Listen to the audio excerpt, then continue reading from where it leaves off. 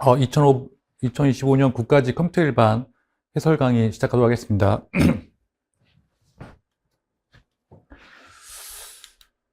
일단 총평부터 말씀드리면 전체적인 난이도는 중하에 속했어요. 이게 거의 하 수준인데 굳이 이제 킬러 문제를 하나 꼽으자면 그 14번에 그 파이썬 문제가 있었어요. 파이썬 문제가 있는데 약간 혼란스러운 문제 중에 하나였죠. 약간 혼란스러운 문제였고, 그거를 빼면 나머지는 이제 평이하게 출제돼가지고, 정상적이라면 90점에서 95점 정도는 맞아야 된다라고 생각하고 있어요. 그렇게 정리하시면 되고, 그래서 해설을 진행하도록 할게요. 일단 1번부터 평이했죠. 1번부터 보시면 사용자가 언제 어디서나 필요한 컴퓨팅 자원에 접근해서 활용할 수 있는 유연한 환경을 의미하는 기술은 클라우드 컴퓨팅 관련된 거잖아요. 그걸 얘기하고 있고, 클라우드 컴퓨팅은 뭐 유틸리티 컴퓨팅이랑도 연관이 되어 있는 거고, 그 다음에 빅데이터가 되려면 어떤 많은 데이터에서 의미 있는 정보를 뽑는다는 개념이 나와 주었어야 하고, 가상현실이 답이 되려면 뭐가 나왔어야 되냐면 뭐 HMD 같은 게 나왔어야 되죠.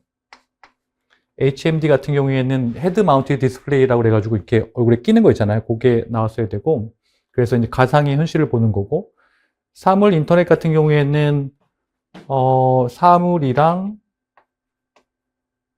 사람이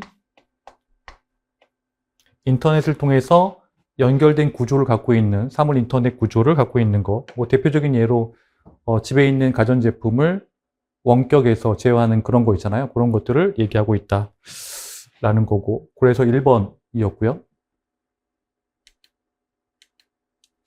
그 다음에 2번 문제인데, 2번에 보면 요거는 좀 이제 고전적인 문제인데, 스택을 이용해서 구현할 수 있는 것이 아닌 것은 이제 묻고 있는 거잖아요. 근데 일단 은행 대기열은 무조건 그 Q를 이용해서 하는 거고, 은행 대기열은 이제 Q라고 수업 시간에 몇 번 강조를 드렸고, 그 다음에 가로 매칭은 우리가 이제 기본서에 있는 내용이죠.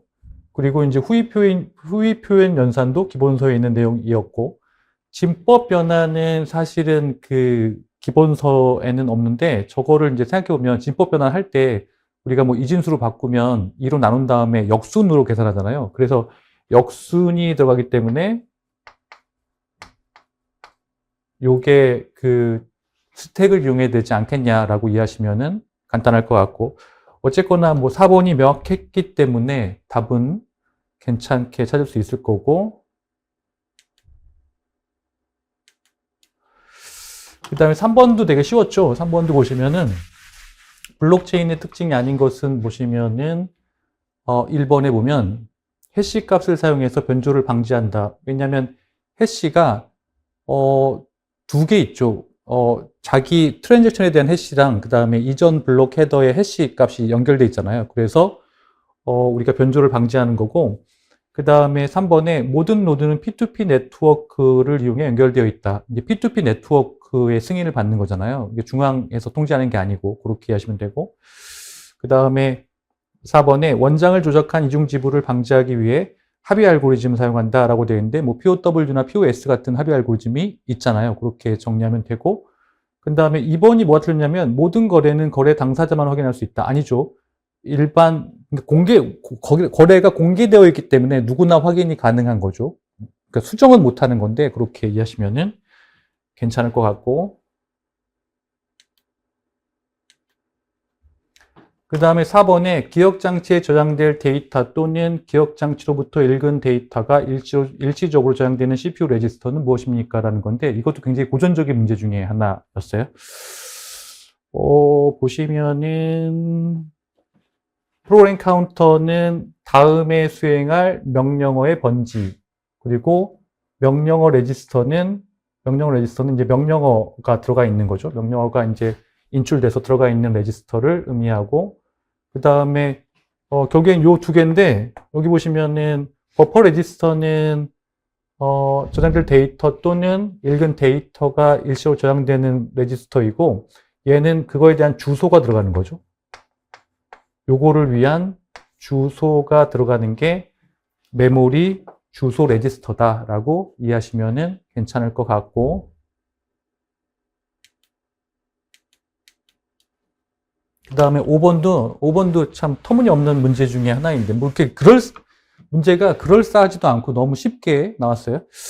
5번에 언어 번역 프로그램에 해당하지 않는 것은인데, 4번에 워드 프로세서는 언어 편집, 뭐라고 하죠? 문서 편집하는 거잖아요. 전혀 생뚱맞은, 아예 근접하지도 않은 문제 중에 하나였고, 어셈블러는 이제 어셈블리어를 기계어로 바꾸는 거고, 그다음 컴파일러랑 인터프리터는 이제 고급 언어를 뭐 기계어로 바꾸는 거를 얘기하시면은 될 것 같고, 그래서 언어 번역 프로그램이 이렇게 되는 거잖아요. 그렇게 이해하시면 되고, 너무 쉬운 문제였고, 사실 이렇게 문제가 너무 쉬워서 도대체 이렇게 문제를 낸 의도가 뭔지를 파악하기 어려울 정도로 문제가 쉬웠어요. 물론 정보보호로는 좀 다른 얘기인데, 6번에 데이터베이스 정규화에 대한 설명으로 옳지 않은 것은 무엇입니까? 라는 건데, 1번에 정규화 과정에서 고려해야 하는 속성 간의 관련성을 함수적 종속성이라고 한다. 요거는 기본서에 있는 내용 그대로 나오는 거고, 그 다음에 2번에 정규화는 이상현상이 발생하는 릴레이션을 분해해서 이상현상을 없애는 과정이다. 이것도 일반적으로 알 수 있는 내용이죠. 그리고 여기 보면 4번에 릴레이션에 속한 모든 속성의 도메인의 원작값만으로 구성되어 있으면 제1정규형. 요거는 우리가 알고 있는 내용이에요. 근데 여기 보면 3번도 좀 이렇게 어이없었던 게 릴레이션의 함수 종속 관계에서 모든 결정자가 슈퍼키면 BCNF에 속한다? 이거 아니죠. 모든 결정자가 후보키이면 BCNF에 속한다. 이것도 좀 어이없었던 문제 중에 하나였고요.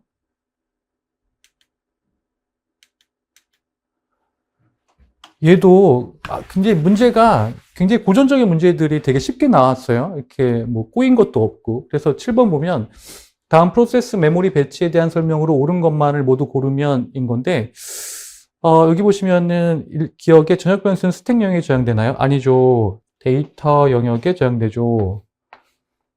니은의 프로그램 코드는 텍스트 영역에 적재되나요? 이거 맞죠. 그리고 힙 영역은 프로세스 실행 중 동적으로 할당된 메모리인가요? 맞죠. 그리고 함수의 매개 변수 복귀 주소 및 지역 변수는 데이터 영역이 아니라 스택 영역에 할당되죠. 그래서 니은 디귿이 맞아서 답이 3번이 되는 거예요. 이것도 거의 그냥 표준형으로 문제가 나왔고요. 그 다음에 요것도 마찬가지예요. 요것도 거의 함정이 없어요. 그냥 8번에 다음 TCP와 UDP의 공통 설명으로 옳은 것만을 모두 고르면 인 건데, 그러니까 TCP, UDP 공통이죠. 일단 기억의 연결지향 프로토콜은 TCP에 해당하는 거고, 그 다음에 니은의 헤더의 근원지와 목적지 포트 번호가 존재한다. 요거는 둘 다 공통. 그리고 디귿의 네트워크에 손실된 패킷에 대한 재전송 기능. 요것은 TCP. 그리고 체크섬. 요거는 공통. 그리고 헤더 크기는 다르죠. 헤더 크기는 다르기 때문에 요것도 틀린 거고, 결국에는 니은, 리을이 된다. 요것도 크게 문제될 게 없어요. 그 다음에 이제 9번도 마찬가지예요. 9번도 뭐 이렇게 굉장히 문제가 정직하게 나온 것 중에 하나인데, 다음과 같이 접근 시간이 주어졌을 때 캐시 적중률은인데 단 캐시 적재 시간과 캐시 적중 여부 검사 시간은 제외한다. 뭐 그렇게 나와 있는데, 여기 보면은 이제 평균 기억장치 접근 시간 주어지고 주기억장치 접근 시간 주어지고 캐시 기억장치 접근 시간 주어졌는데 어떻게 구해요? 평균 2.5에다가 뭘 하는 거죠? 지금 캐시 적중률 구하라고 했으니까 그걸 x로 둘게요. x는 그리고 캐시가 1.5니까 1.5 더하기 1-x 그리고 얼마예요? 11.5. 이거를 쭉 풀어서 계산을 하면 0.9가 나옵니다. 전혀 문제될 게 없는 문제였고,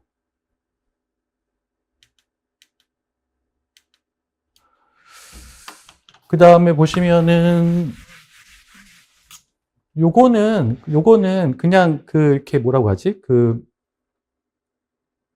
유추해서 맞출 수 있는 문제 중에 하나였어요. 여기 보면은 10번에 다음 그림은 TCP 기반 서버와 클라이언트 간 소켓 통신을 위한 함수 호출 관계를 나타낸다. 소켓 같은 경우에는 이제 네트워크 프로그래밍 할 때 사용하는 것 중에 하나인데, 그러니까 네트워크 인터페이스 역할을 하는 거죠. 그래서 가다에 들어갈 내용을 바르게 연결한 것은 묻고 있는 건데, 여기 보시면은 소켓 열고, 바인드하고, 그 다음 여기 보면은 이제 커넥트라고 했으니까, 여기 뭘 하고 있어야 돼요? 당연히 대기를 하고 있어야 되잖아요. 그러니까 커넥트를 할 거니까 나는 이제 리슨 상태에 있는 거고, 그 다음에 여기 보면은 이제 커넥트를 받았으니까 나가 만약에 억셉을 하지 않으면, 받아들이지 않으면 리드라이트를 못 하잖아요. 그러니까 당연히 억셉이 들어갈 수밖에 없어요. 이것도 크게 함정이 없었어요. 그리고 지금 리드라이트 중이니까 당연히 데이터에 대한 송수신이 발생하고 있는 상황이죠. 그렇게 이해하시면 될 것 같고, 이것도 마찬가지로 크게 어떤 이견이나 그런 게 없었어요. 그렇게 이해하시면 되고,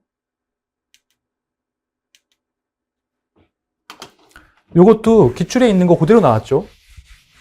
11번에 보시면은 프로세스 간 통신에 대한 설명으로 옳지 않은 것은 무엇입니까?를 얘기하고 있는데, 1번에 파이프는 두 프로세스가 통신할 수 있게 하는 전달자로서 동작한다라고 되어 있고, 우리가 익명 파이프가 있고, 그리고 이제 지명 파이프가 있어요.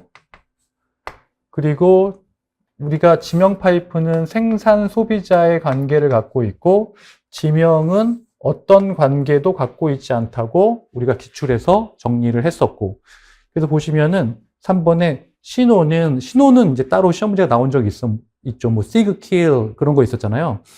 그래서 알려줄 사건의 근원지나 이유에 따라 비동기식으로도 전달될 수 있다. 비동기식이라는 거는 내가 시그널이 올지 안 올지를 알 수 없다는 뜻이에요. 그렇게 정리하면 될 것 같고, 이게 비동기식이라는 말이 기출에 나왔었고, 그렇게 정리하면 되고, 그 다음에 4번에 공유 메모리를 사용하는 프로세스 간 통신에서 프로세스들은 동시에 동일한 위치에 쓰지 않도록 책임져야 한다. 뭘로 책임지죠? 세마포어로 책임을 진다라고 이해하시면 되고, 2번 뭐가 틀렸어요? 지명 파이프는 서로 통신하는 프로세스 간 부모 자식 관계가 반드시 필요하지 않다. 일단 이게 익명이었으면 생산 소비자의 관계인데, 지명 파이프는 이런 관계가 필요 없다라고 우리가 기출해서 강조했었고, 그렇게 정리가 되면 되는 거고,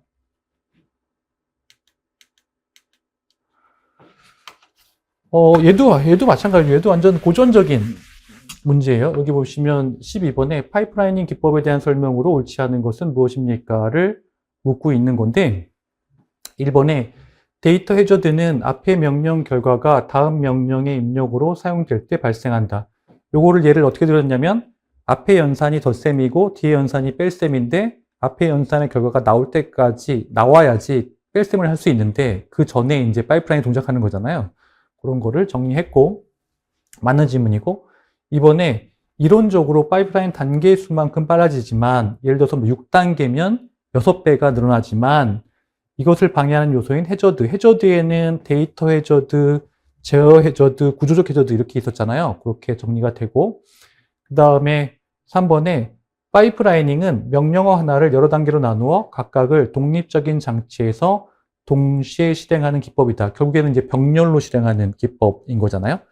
그리고 4번이 뭐가 틀렸냐면, 제어 해저드는 서로 다른 단계에서 실행되는 명령이 컴퓨터 내에 장치 하나를 동시에 사용하려고 할 때 발생한다. 이거는 구조적 해저드죠. 구조적 해저드에 속하고, 그 다음에 제어 해저드 같은 경우에는 이제 분기가 발생할지 말지, 그래서 분기가 발생하면 내가 분기가 발생된 곳에서부터 명령어를 갖고 와야 되는데, 그런 것 때문에 발생하는 문제잖아요. 그런 것들을 얘기하고 있다라는 거고, 그래서 이게 잘못된 거고,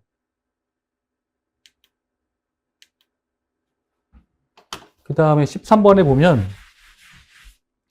원형 연결 리스트에 대한 설명으로 옳은 것은 무엇입니까? 이것도 굉장히 고전적인 문제인데, 이번에 하나의 노드에서 링크를 계속 따라가면 모든 노드를 거쳐도 자기 자신으로 되돌아올 수 없다. 요거는 단순 연결 리스트죠.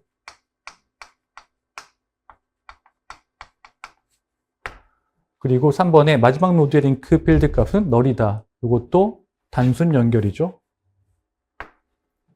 그리고 4번에 리스트의 끝에 노드를 삽입하는 연산이 단순 연결 리스트보다 비효율적이다. 효율적이에요. 왜 효율적이냐면 원형 연결 리스트 같은 경우에는 헤드가 마지막에 있기 때문에 헤드가 마지막에 있어요. 헤드가 마지막. 그러니까 원래 단순 연결 리스트에서는 헤드가 앞에 있어서 끝에 가려면 다 찾아가서 가야 되는 건데 얘는 마지막에 헤드가 있기 때문에 끝에 노드를 삽입하는 연산이 효율적이 되는 거예요. 끝에 그냥 추가만 하면 되는 거기 때문에 그 얘기를 하고 있는 거고, 그 다음에 1번은 맞는 거죠. 하나의 노드에서 모든 노드로의 접근이 가능하다. 일단 뭐 4번을 모른다고 하더라도 1번이 명확하기 때문에 답을 찾을 수 있는 그런 형태의 것이고,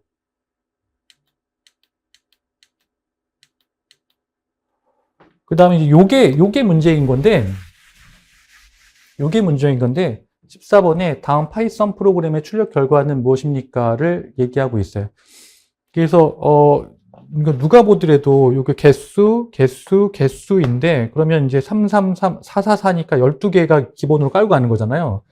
12개를 기본으로 깔고 가는 건데, 그러면은 보면은 내가 어펜드를 하고 애드를 하는데 어펜드, 애드 둘 다 추가하는 거잖아요. 근데 어떻게 추가를 하느냐는 건데, 어펜드는 예를 들어서 이 안에 3이 있어도 그냥 여기 뒤에다가 3을 추가해요. 이렇게 추가를 하고, 이게 어펜드고, 그때 추가하고, 애드는 내가 여기다 3을 추가할 건데 3이 이 안에 있으면 중복 검사를 해서 3을 추가하잖아요. 그래서 3이 추가되지 않아요. 3이 추가되지 않아요. 그러니까 다시 한번 정리하면 어펜드는 상관없이 무조건 추가를 하는 거고, 애드는 똑같은 게 있으면 추가를 하지 않는다는 거예요. 그러면 5개, 그러니까 12개에서 하나 추가되니까 13개가 돼서 답이 3번이 된다 라고 이해하시면은 괜찮아요. 그 얘기를 하고 있는 거고,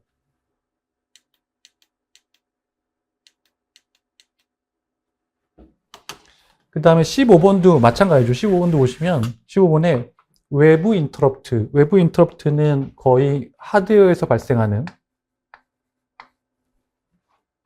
요인에 해당하지 않는 것은인데, 입출력, 그리고 전원 이상, 그리고 기계 오작동은 외부 인터럽트이면서 하드웨어에서 발생하는 거고, 그 다음에 오버플로우는 내부죠. 내부 인터럽트면서 소프트웨어에서 발생하는 거예요.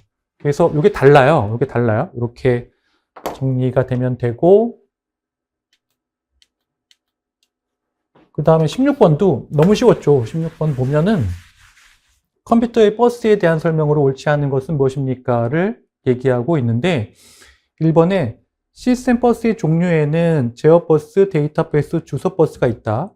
일반적인 내용이고, 그 다음에 2번에 제어 버스는 제어 신호를 전달하기 위해 사용된다. 맞는 얘기죠. 그리고 3번에 버스의 폭은 전송량을 의미하며 컴퓨터의 성능에 영향을 준다. 버스의 폭이 뭐 64비트면 64비트를 한 번에 보낼 수 있는 거잖아요. 그거를 얘기하고 있고, 그 다음에 4번에 컴퓨터의 각 장치 간의 데이터를 전달할 때 사용하는 데이터 버스는 단방향성을 갖고 있는 게 아니라 양방향성을 갖고 있죠. 주소 버스만 단방향이죠. 그렇게 정리가 되시면 되고, 그 다음에 17번에 보면은 NoSQL의 특징으로 옳지 않은 것은 무엇입니까? 라고 우리가 이제 얘기를 할 수 있는데, 일단 1번에 동적 스키마를 지원할 수 있다고 되어 있는데, 동적 스키마는 스키마가 정해지지 않은 거예요. 스키마가 정해지지 않고 동적으로 만들어지는 거를 얘기하고 있는데, 그게 NoSQL에서 지원하고 있는 거죠. 근데 우리가 반대로 뭘 생각해야 되냐면, 이게 관계형 데이터베이스를 생각하시면 돼요. 관계형 데이터베이스는 정적 스키마를 지원하고 NoSQL은 동적 스키마를 지원한다. 그렇게 정리를 하시면 되고, 그리고 2번에 다양한 형태의 비정형 데이터를 다룬다. 맞고요. 얘는 정형 데이터를 다루겠죠. 그렇게 정리하면 되고, 그 다음에 4번에 관계형 데이터베이스보다 ACID 특성을 중요시하지 않는다. ACID는 뭐 일관성, 격리성 그런 거잖아요. 그거는 관계형 데이터베이스에 해당하는 거예요. 그렇게 정리를 하면 되고, 그 다음에 3번에 빠른 속도로 증가하는 대용량 데이터를 처리하는데 적합하죠. 적합하지 않은 거는 관계형 데이터베이스일 거고, 요거는 적합하죠. 이렇게 정리가 되면 되고, 그 다음에 보면은 18번의 힙도 마찬가지예요. 힙에 대한 설명으로 옳지 않은 것은 무엇입니까를 우리가 묻고 있는 건데, 일단 힙, 2번의 힙은 우선순위 큐의 한 종류이다. 우리가 알고 있는 내용이고, 그 다음에 3번의 힙은 완전 이진 트리 사용한다. 완전 이진 트리는 이제 순서대로 이제 그 저장되어 있는 트리를 얘기하는 거죠. 그리고 4번의 최대 힙은 부모 노드의 키값이 자식 노드의 키값보다 크거나 같다. 우리가 알고 있는 내용일 거고, 그 다음에 1번의 삽입시간 복잡도는 5일이라고 되어 있는데 한 번에 할 수 있는 게 아니라 이게 삽입 같은 경우에는 우리가 트리를 타야 되기 때문에 이게 트리가 균형 트리이기 때문에 5 로그 n이거든요. 그래서 로그 n의 시간만큼 걸린다라고. 왜냐하면 우리가 마지막 노드에 삽입하고 그 다음에 그 노드를 타고 올라가면서 이게 힙의 조건에 맞는지를 체크해야 되기 때문에 노드 길이만큼 최대 올라갈 수 있잖아요. 그게 로그 n이죠. 그렇게 해서 1번이 틀렸다라는 거고, 그 다음에 19번도 이제 크게 어렵지 않은 내용인데 19번에 운영체제 구조에 대한 설명으로 옳지 않은 것은 무엇입니까를 묻고 있어요. 1번에 커널은 운영체제의 핵심 기능을 모아놓은 것이다. 맞죠. 그리고 2번에 다양한 장치를 효율적으로 사용할 수 있는 하드웨어와의 인터페이스를 디바이스 드라이버는 그런 거예요. 예를 들어서 내가 마우스를 설치했으면 마우스 디바이스 드라이버가 설치되는 그런 개념인 거예요. 그리고 3번에 사용자 인터페이스는 커널의 명령을 전달하고 실행 결과를 사용자와 응용 프로그램에 전달한다. 이게 운영체제 역할인 거고, 그 다음에 4번에 사용자와 응용 프로그램이 커널을 거치지 않고 하드웨어에 직접 접근할 수 있도록 제공하는 함수의 집합을 시스템 호출이라고 되어 있는데, 뭐가 틀렸냐면 시스템 호출은 있는 놈인데 사용자 응용 프로그램이 커널을 거쳐야죠. 커널을 거쳐서 가는 거예요. 커널에서 시스템 호출을 받는 거기 때문에 커널을 거쳐서 가는 거죠. 이게 잘못되었다라는 거고, 그 다음에 이것도 이제 되게 쉬운 문제였죠. 20번에 다음 제시된 표에서 가라에 들어갈 애플리케이션 계층 프로토콜 및 하위 전송 계층 프로토콜을 바르게 연결한 것은 무엇입니까를 우리가 얘기하고 있는데, 여기 보시면은 애플리케이션 계층 프로토콜 여기 보시면은 전자 메일이니까 SMTP일 거고, 그리고 원격 접속이 텔넷이죠. 그리고 요거 말고 답이 없어요. 그러니까 TCP는 보지도 않아도 돼요. TCP는 보지도 않고도 답이 나오고, 그리고 TCP이기도 하고 라는 거고, 그 다음에 SNMP는 네트워크 장비 설정 및 모니터링 하는 놈이고, DNS는 도메인 네임을 IP로 바꿔주는 그런 역할을 하는 놈이잖아요. 그래서 완전히 얼토당토 않은 애들끼리 묶여있기 때문에 답을 금세 찾을 수 있었어요. 만약에 문제가 어려우려면 SMTP 텔넷 두고 그 다음에 그게 TCP, UDP인지 그런 걸 결정하려고 해야 되는 건데 거의 그런 것도 아예 없었어, 이번 문제는. 그렇게 이해하시면은 될 것 같아요.